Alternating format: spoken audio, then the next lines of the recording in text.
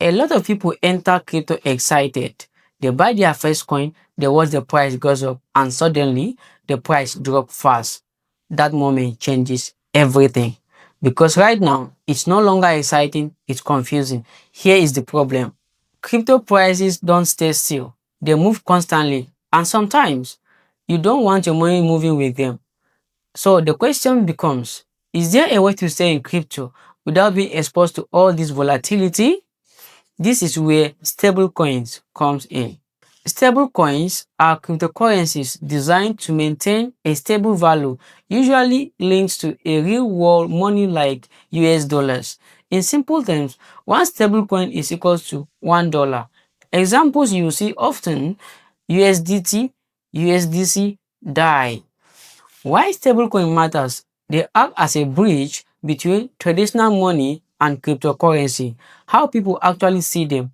Protecting value. When market is unstable, users move into stablecoins to avoid sudden losses. Trading. Stablecoins are used to buy and sell cryptocurrencies. Sending money. You can transfer value globally without worrying about the price changes.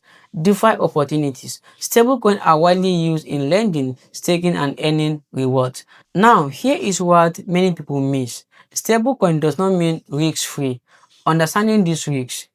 Centralized risks. Some stablecoins are controlled by companies. You rely on their reserves.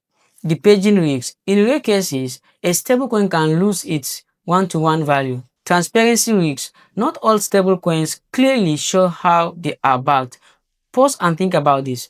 Stablecoins reduce volatility, but they don't remove responsibility. Finally, stablecoins gives you balance in a volatile system. They allow you to stay in crypto, protect value, move funds easily. Let me ask you this. Do you stay exposed to every market moves, or do you know when to move into stability? If this video helps you understand stablecoin, like and subscribe.